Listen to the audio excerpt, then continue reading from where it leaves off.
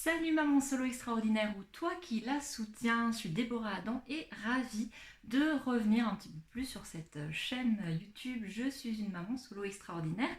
Aujourd'hui, on parle d'un sujet qui me tient éminemment à cœur, on parle de la formation professionnelle. Et pourquoi ça me tient à cœur? Figure-toi que je viens de faire une formation de formatrice. Et voilà, tu sais tout. Je vais donc étayer cette vidéo de certains conseils. On va avoir tout ça en 4 parties. Et je vais également ponctuer mon discours d'exemples et d'illustrations tirées de ma propre expérience, de mon propre cas. Je suis un cas.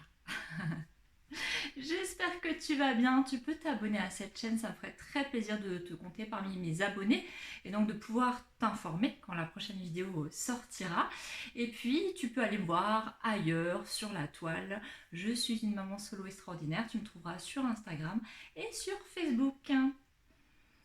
Alors je te l'ai dit, on va voir finalement pourquoi quand on est maman solo, c'est une bonne idée de reprendre ses études, pourquoi, comment on s'organise. Voilà, je t'ai prévu 4 parties pour cette vidéo et la première partie, effectivement, j'ai envie de te raconter, t'expliquer pourquoi c'est vraiment une bonne idée. Et en fait, on n'y pense pas souvent à la formation, à se former quand on est maman solo. Ça veut dire qu'on a un peu la tête dans le guidon un petit peu tout le temps, c'est-à-dire 24 heures sur 24. Et prendre de la hauteur par rapport à soi, par rapport à sa vie professionnelle évidemment, mais aussi personnelle, c'est tout ça que propose la formation et le fait de se former. Alors, quand on part en formation, qu'est-ce qu'on fait? On va évidemment prendre un temps de pause, un temps pour soi, un temps pour son projet, pour le penser ou le repenser, son projet professionnel, son projet de vie et donc son projet de femme. Hyper important de bien se rappeler qu'on est une femme avant tout. Si on veut des enfants épanouis, eh bien, il leur faut une maman épanouie. Ça coule de source, mais on l'oublie un peu trop souvent. Donc l'idée, ça va être de vraiment s'octroyer, s'accorder du temps selon la formation que tu vas choisir. Pour ma part, ça a été 9 mois, en tout cas une année scolaire, d'octobre à juin, une licence professionnelle. Et donc c'était vraiment une parenthèse dans le quotidien qui a duré plusieurs mois où il va falloir s'organiser et repenser vraiment les choses, reconceptualiser en fait le quotidien. On va en parler après. En tout cas, pour moi, la formation professionnelle pour les mamans solo, c'est extrêmement important parce que ça te permet de te confronter à tes compétences, de venir les questionner, de venir les réactualiser, les remobiliser, de te rendre compte que tu as des compétences, qu'elles sont là, qu'elles existent, indépendamment du fait que peut-être tu te sois arrêté de travailler pour être auprès de tes enfants. Néanmoins, tu avais des compétences avant, tu en as acquis en plus depuis, parce qu'avec les enfants, grâce aux enfants, on peut aussi acquérir pas mal de compétences qu'on peut, et oui, on ne le pense pas, mais qu'on peut injecter après dans sa vie pro, notamment une certaine aptitude, un certain talent à la créativité, la multitâche. Je pense que ça te parle un petit peu tout ça. Pour moi, la formation professionnelle, je la vois vraiment comme un tremplin, comme un moment où ça va faire repartir les choses, ça va remettre le feu aux poudres. Mon quotidien, avant de reprendre ma formation, de reprendre mes études finalement, il était assez linéaire, assez éteint, je dirais. Et quand je dis linéaire, c'est pas vraiment le cas parce qu'il y avait toujours l'un ou l'autre problème, le souci, la catastrophe qui nous tombait sur le coin du nez. Donc, effectivement, la vie de maman solo, ça n'est pas linéaire, mais par rapport à moi, à ma vie, à mon parcours professionnel, eh bien, il se passait plus rien. Et il se passait tellement plus rien que j'avais un peu l'impression que j'étais plus en capacité de faire en sorte qu'il se passe quoi que ce soit. En plus, moi, j'avais terriblement peur de me relancer vraiment dans un projet pro, que ce soit dans le salariat ou en tant qu'entrepreneur. Et étant donné que j'avais vécu des échecs avant de reprendre cette formation, eh bien, tout ça, ça agissait vraiment pour moi comme un frein à mon estime personnelle, un frein à ma visualisation du futur. Et bah, la formation, elle est venue ranimer tout ça. Et là, tu vois un petit peu l'image voilà, du secouriste qui fait du bouche à bouche. Euh, non, tu vois pas cette image. Non, oublie. Qu'est-ce que n'importe quoi.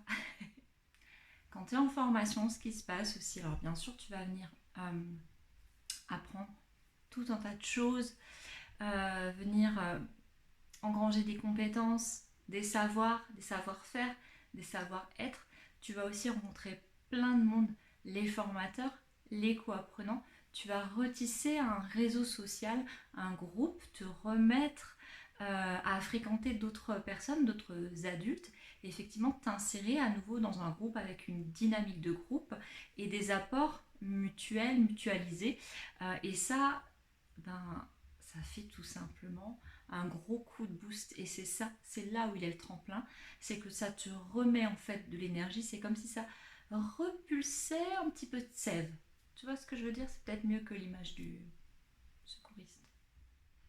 Et du coup, à force de rencontrer des personnes, à force d'apprendre de nouvelles choses, d'être aussi évalué tout au long de la formation et de te rendre compte que voilà, peut-être que tu as encore des choses à acquérir, mais tu es sur un chemin, c'est un processus.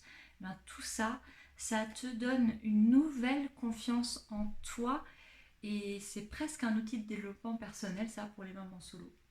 Ouais. Pour bien vivre les choses, je vais vraiment te donner deux clés, deux concepts qui sont vraiment pour moi la base de tout.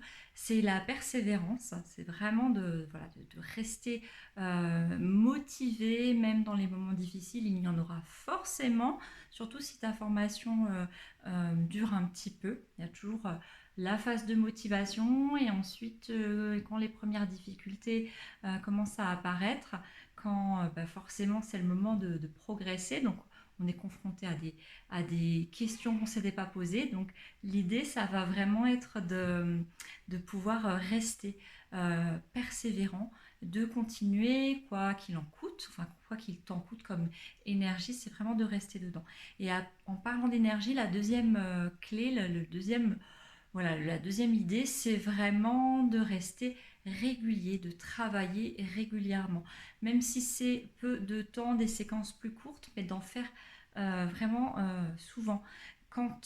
Surtout quand tu dois gérer ton travail, ton temps de travail, quand c'est laissé à ta propre appréciation et ta propre organisation, si les choses ne sont pas organisées, comme c'est le cas lorsque tu travailles avec une plateforme numérique, eh bien les cours sont là à disposition et c'est à toi de créer ton organisation, ton emploi du temps. Donc vraiment, le mieux, c'est de travailler très régulièrement, hein, de vraiment s'alimenter tout au long de la journée, tout au long de la semaine. C'est pas nécessaire de se dire, voilà, au contraire, moi je vais tout faire voilà, en une journée, je vais faire un max, et puis après, je suis tellement fatiguée que je mets des jours à m'en remettre, et puis du coup, je délaisse la plateforme et j'y reviens 10 jours après, et j'ai tout oublié, non seulement de ce que j'avais appris la première fois, la séquence précédente, et en plus, je perds du temps parce que je me rappelle plus du mot de passe, et j'ai plus mon organisation, et j'ai plus ma routine. En fait, moi je suis une fan de routine, tu le sais peut-être, et je vais là encore t'inspirer à aller te créer des routines de travail, d'être vraiment dans la régularité, peut-être même d'en faire moins, mais de le faire souvent, de faire les choses souvent, d'y revenir souvent, de te créer des emplois du temps, de faire voilà, les différentes matières, et bien soit te faire une matière par jour, mais quand ça peut revenir cycliquement, ou alors te faire des séquences plus courtes, mais de chaque matière pour tous les jours, mais vraiment de travailler très régulièrement, de relire tes notes quand tu es en présentiel aussi en rentrant le soir ou au bout de 2-3 jours de faire le bilan de tout ce que tu as vu, de faire des connexions entre les cours. C'est vraiment important eh bien de rester régulier, régulière, de rester persévérante, continuer à croire en toi. Je te le disais, il y a fatalement un moment où le moral il va un petit peu flancher. C'est dans toutes les formations comme ça et c'est pareil pour tout le monde. Et c'est ce qui est génial dans les dynamiques de groupe.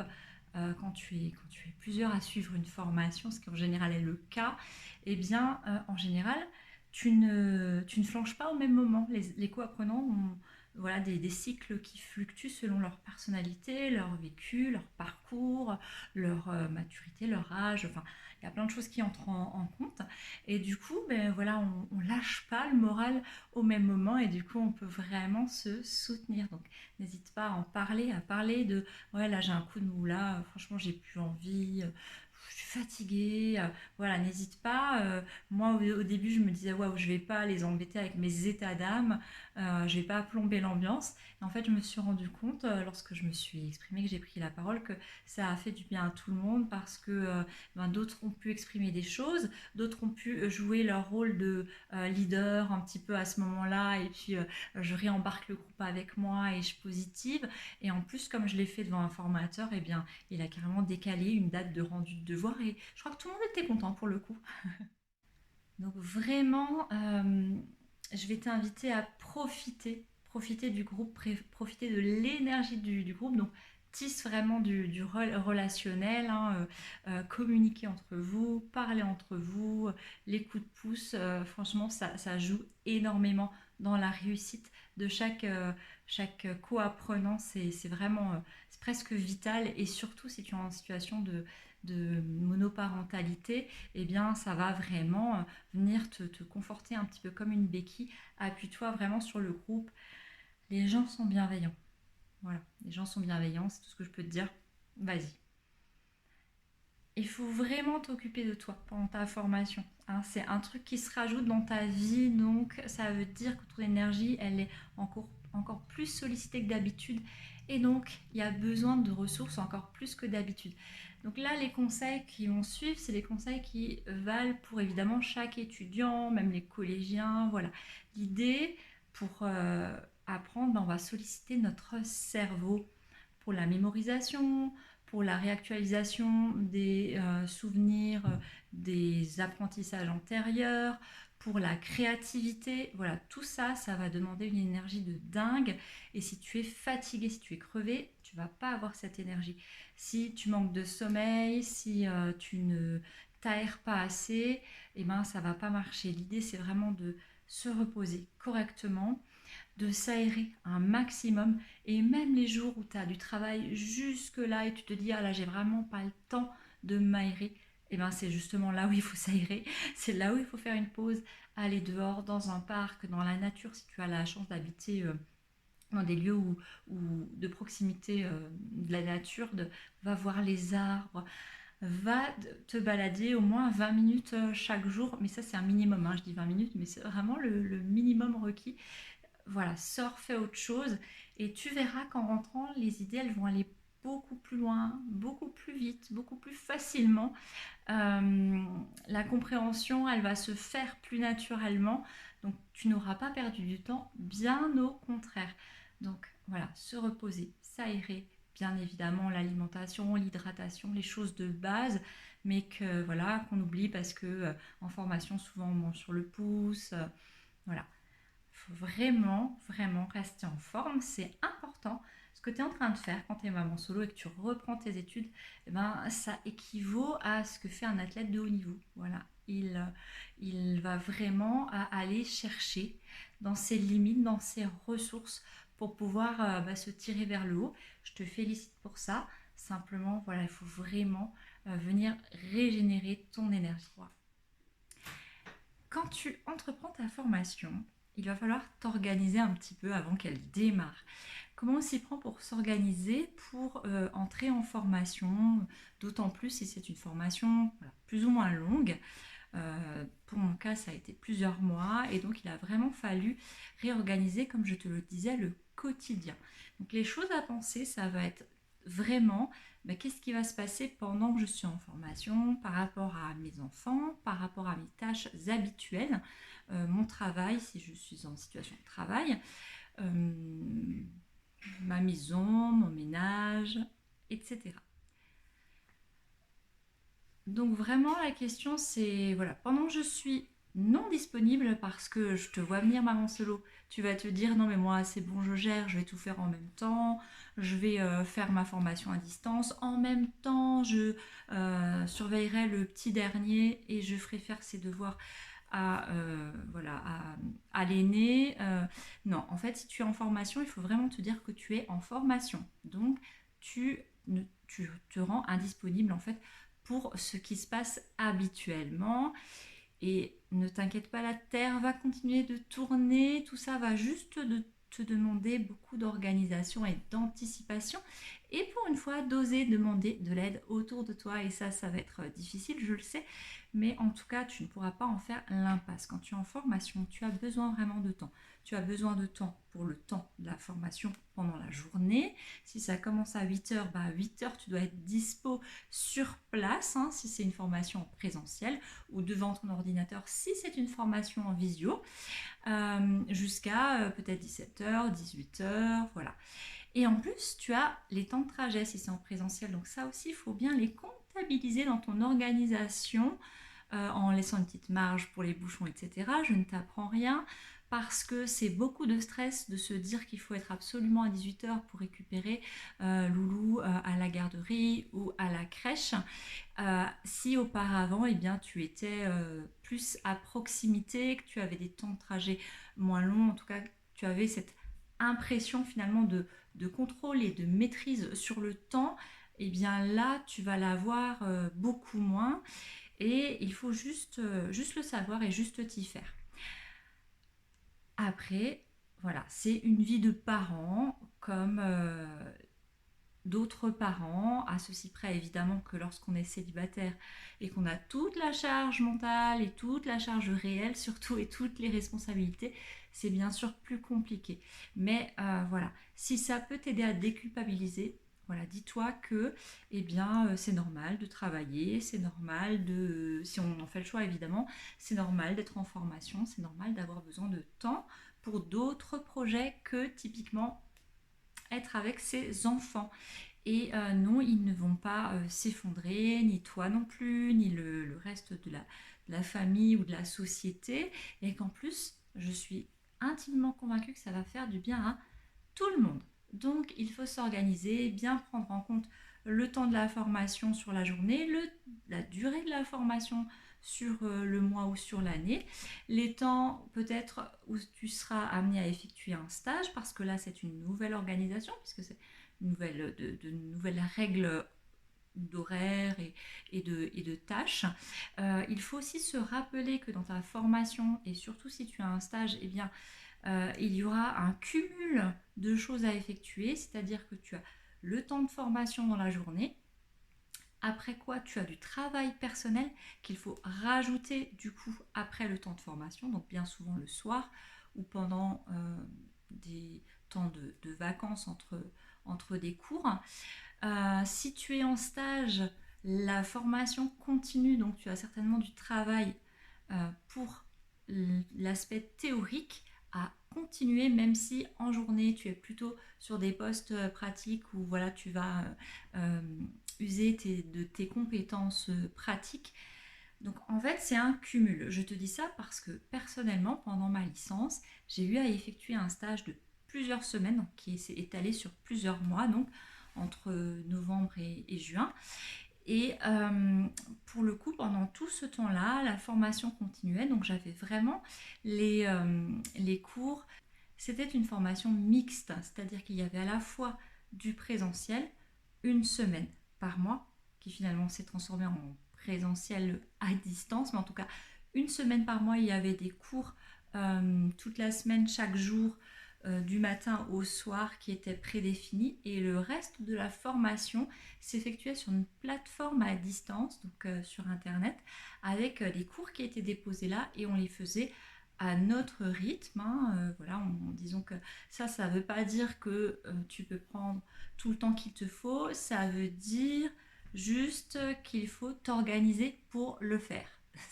Voilà, c'est pas que tu peux le faire en 2 ans si voilà, tu as besoin de 2 ans, c'est non, il faut le temps de la formation et il faut le faire. Et c'est toi qui décides comment tu le fais, c'est-à-dire que tu te débrouilles pour le faire. Et donc il y avait le stage plus les cours sur cette plateforme qui continuaient d'être alimentés très régulièrement. Et en plus de ça, eh bien, au moment du présentiel, nos formateurs nous donnaient aussi du travail personnel à rendre la fois suivante, des devoirs qui seraient évalués, etc. Donc tout ça, ça faisait un mix de choses à faire pour la formation et donc c'était plutôt compliqué. Donc il faut bien se rappeler aussi qu'en dehors de la formation, bah, tu es un être humain et tu, en plus, as la responsabilité d'autres êtres humains si tu es une maman, solo ou pas solo, enfin voilà, tu as d'autres êtres dont il faut s'occuper et puis tu as d'autres besoins que les tiens à combler également, à satisfaire. Donc l'idée c'est de se dire il y a la formation et il y a le reste de la vie qui ne s'arrête pas. C'est pas, quand je disais tout à l'heure parenthèse, c'est pas vraiment une parenthèse où le reste s'arrête. Le reste continue, donc il faut gérer, il faut organiser. Il y a besoin de temps pour tes enfants, il y a besoin de temps pour ta maison, typiquement les courses, le ménage continue de devoir être fait. Donc tout ça, il faut bien le réfléchir en amont pour savoir si oui ou non la formation que tu as envie de faire, c'est possible ou pas. Moi, je te dirais qu'a priori, c'est possible. Je pars du principe que tout est possible, mais ça va vraiment demander de l'aménagement, de l'endurance, de la persévérance, de la confiance en toi et de l'organisation. Et une des choses les plus importantes, je te l'ai un petit peu dit déjà, mais c'est vraiment de demander de l'aide, de déléguer un maximum les choses, de vraiment demander autour de toi quelles sont les personnes qui peuvent t'aider pour la garde des enfants ou pour les amener à l'école ou les garder après l'école ou les ramener chez toi à certains moments. Enfin, vraiment, ou faire les courses ou t'aider à faire du ménage ou voilà, que sais-je, ou faire de la cuisine pour toi, mais vraiment n'hésite pas à demander toute l'aide que tu peux parce que c'est comme ça que ta formation, elle va pouvoir être faite dans les meilleures conditions, tu vas être pleinement en possession de tes capacités pour suivre vraiment les cours qui vont être exigeants et c'est mettre toutes les chances de ton côté pour la réussite. Et c'est tout ce que je te souhaite. Alors, tu te demandes peut-être comment faire, comment s'y prendre pour trouver ta formation. Si tu te poses cette question, c'est que déjà, tu as bien envie d'entrer en formation.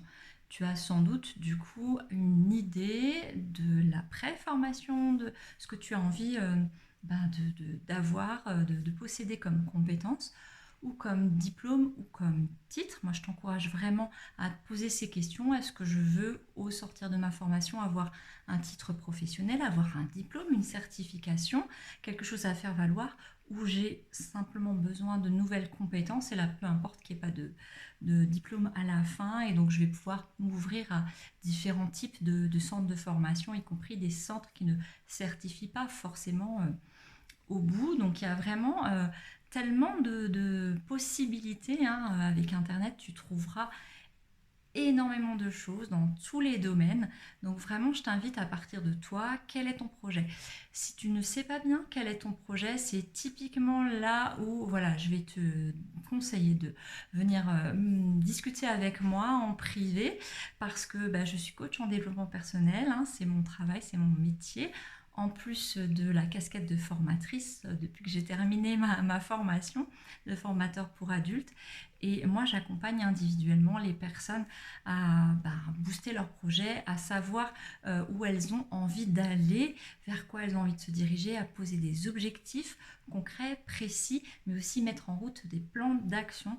Et je pourrais tout à fait t'accompagner pour savoir ce que tu as envie de faire dans ton futur professionnel. Je suis entre autres formée à l'outil Ikigai qui donne vraiment de beaux résultats en termes de qu'est-ce que je vais faire de moi prochainement. Donc voilà, je te laisse me contacter si besoin. Si tu connais un petit peu ton projet, eh bien là, tu peux tout simplement en parler avec autour de toi, peut-être ton conseiller Pôle emploi, qui voilà, normalement doit pouvoir t'aiguiller. Tu peux évidemment surfer déjà seul sur le site Pôle emploi, parce que sur leur site effectivement il y a tout ce qui est recherche d'emploi, donc des postes à pourvoir, mais il y a aussi dans ces postes à pourvoir, eh bien, tu vas pouvoir aussi avoir des idées des compétences requises, des compétences demandées dans le champ où tu convoites, où tu as envie de travailler. Et donc, tu vas pouvoir savoir ce qu'il te manque comme compétences à acquérir. Ensuite, tu vas pouvoir faire des recherches pour trouver ta formation. Alors, depuis la réforme de la formation professionnelle de 2018, on peut clairement aller chercher des blocs de compétences et pas forcément toute une formation, toute une formation sur un métier au complet. Il y a peut-être des compétences que tu as déjà, même si tu veux te réorienter vers un poste différent. Tu as des compétences transversales que tu vas pouvoir transférer à ton nouveau métier, et peut-être qu'il s'agit juste de compléter par des compétences spécifiques que tu vas du coup pouvoir aller chercher en formation. C'est vraiment possible depuis assez peu dans l'histoire, parce qu'avant on devait vraiment refaire tout un ensemble de formations. On ne pouvait pas avoir juste un peu de ça ou un peu de ça, il fallait vraiment prendre le packaging, alors que maintenant tu peux aller chercher l'une ou l'autre compétence uniquement qui te manque, et ça a beaucoup plus de sens parce que tu peux vraiment ton parcours professionnel et ton parcours de formation, et ben c'est toi l'actrice, c'est toi l'acteur de ça, c'est toi qui as les clés en main pour vraiment conduire ta vie où tu as envie de la mener. Ça, c'est génial. Je t'invite aussi à réfléchir à la VAE, la validation des acquis de l'expérience, parce que dans tes précédents postes, dans tes précédents métiers, peut-être dans le métier que tu occupes aujourd'hui, eh bien peut-être que tu fais des choses qui vont pouvoir être validées comme des compétences que tu vas pouvoir ensuite utiliser peut-être dans un autre poste, ou peut-être que tu as envie d'être formé parce que tu as juste besoin du diplôme qui valide un métier que tu exerces déjà. Donc typiquement dans ces deux cas, eh bien pense à la validation des acquis de l'expérience. Ça ne veut pas dire que tu vas faire tout le boulot toute seule, parce qu'il y a dans beaucoup de centres de formation en France, il y a des accompagnements justement spécifiques VAE, donc on va quand même t'aider, mais c'est un peu différent effectivement d'une formation où voilà, tu es avec un ou plusieurs formateurs et un ou plusieurs co-apprenants, enfin plusieurs, hein, pas un ou plusieurs, mais souvent plusieurs co-apprenants, et où voilà, tu vas acquérir des choses. Là, l'idée, c'est que peut-être tu es déjà en train d'exercer des compétences, et tu as juste besoin finalement d'avoir le sésame qui atteste que oui, tu sais faire ces choses-là. Et effectivement, dans notre pays, on a beaucoup besoin de sésame, hein. Et donc voilà, c'est possible la VAE, on pense pas souvent, mais pour les mamans solo aussi, c'est vraiment important. Si tu as envie de faire une formation, parle-en autour de toi. Parce qu'il y a sans doute des gens qui sont déjà passés par là, qui ont déjà entrepris de se réorienter, ou qui connaissent quelqu'un, ou qui connaissent des formateurs. Voilà, regarde vraiment autour de toi les centres de formation qui existent, les universités, typiquement, les centres de formation qui sont rattachés aux universités, et va voir sur place ou télécharge leur plaquette. Il y a leur offre de formation, regarde, lis, enfin farfouille. Il y a parfois un titre va te sauter aux yeux, tu vas dire ah mais je me verrais bien ouais, là-dedans dans cette formation, et vraiment c'était un projet de formation. Lance-toi, c'est vraiment important, surtout en tant que maman solo. Moi, je trouve vraiment avec le recul, avec cette année de formation, c'est évidemment pas la première formation que j'entreprends, mais là, c'est typiquement pour me réorienter dans un autre métier, et en tout cas voilà, faire vivre mon projet d'entrepreneur, mais mon projet d'entrepreneur d'ailleurs qui s'est construit au fur et à mesure de cette formation aussi, parce que j'avais l'idée d'éventuellement plutôt aller dans le salariat après ma formation. Au fur et à mesure du temps, bah, ça a beaucoup bougé, et c'est ça la formation, ça va vraiment venir bouger tellement de choses en toi que ok, tu vas viser un diplôme, un certificat en fin de formation, mais il y a tellement d'autres choses que tu vas acquérir en cours de route et que tu ne soupçonnes même pas. Et c'est vraiment important. Quand on est maman solo, ben voilà, je disais tout à l'heure, je parlais de vie linéaire, comme ça on a parfois l'impression que les jours se succèdent et c'est juste voilà une liste de responsabilités à endosser, de tâches à accomplir et que le lendemain ça recommence.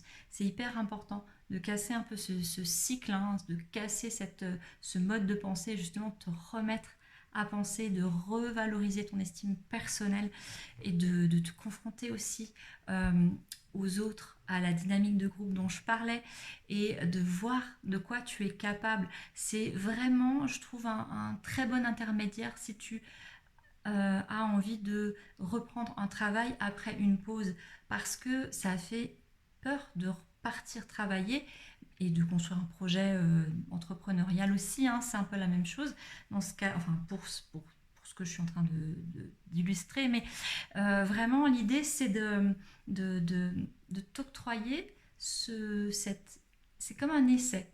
Parce que si tu es capable de t'organiser, d'organiser la vie avec tes enfants, dans ta maison, enfin voilà, voilà, de t'organiser pour pouvoir aller en formation, donner ce que tu as à donner en formation, ensuite avoir du travail personnel et de tout donner dans la réflexion, dans la prise de hauteur, dans l'acquisition de nouvelles compétences. Si tu es capable de faire ça, tu seras tout à fait capable d'investir un nouveau poste, d'investir un nouveau projet. Donc pour moi, c'est une manière un peu avec des filets, tu vois, un peu sécurisée d'y aller parce que concrètement, bah, si tu vois que franchement ça marche pas, que c'est pas du tout ton truc et que ça te met trop de pression et que ça ne t'apporte rien, eh bien tu peux arrêter ta formation. Alors que si tu es lancé dans un poste, dans un projet, voilà, c'est toujours un petit peu compliqué de mettre fin à un contrat ou d'arrêter une entreprise. Voilà. Donc là, c'est je teste quelque chose, je teste mes capacités, je teste ma compétence à, moi c'était typiquement ça, je teste ma compétence à partir de chez moi le matin, lâcher l'espèce de truc que j'avais à tout contrôler, tu vois. Je m'éloigne de là où sont mes enfants, je fais confiance à d'autres que moi pour leur faire vivre une journée où ils seront en sécurité et où ils vont acquérir ce qu'ils ont à acquérir ce jour-là, sans moi donc. Et moi, je vais aller vivre un autre projet et je reviens le soir et je recommence le lendemain. Typiquement, c'était ça et je me suis rendu compte que voilà, évidemment, il y a des choses qui sont faites pour moi, d'autres pas. Typiquement, le fait de travailler en télétravail au moins une partie de mon temps, c'est quelque chose qui me convient beaucoup mieux parce que ben, j'ai quand même encore 3 enfants dont un enfant qui a voilà, besoin de soins et qui me demande un peu plus de charge mentale, et puis un petit qui me demande aussi de voilà, qui me demande aussi de l'énergie, on va dire. Donc j'ai pu tester que effectivement, je suis tout à fait capable de me relancer dans un projet à temps plein si j'aménage les choses en conséquence. Donc maintenant, je peux vraiment me tourner vers mon entreprise, vers mon activité que je mène et ça m'a vraiment servi à ça. Vraiment, je peux pas. Voilà, tu vas pas trouver une personne qui va plus que moi t'encourager à te pencher sur l'idée de te former, euh, reprendre du temps pour toi, pour revaloriser tes compétences, parce que c'est vraiment, il y a un avant et un après. Ça va te relancer dans un projet pro, ça va te relancer dans ta vie personnelle aussi. Et peut-être que si tu regardes cette vidéo, c'est que tu en as besoin.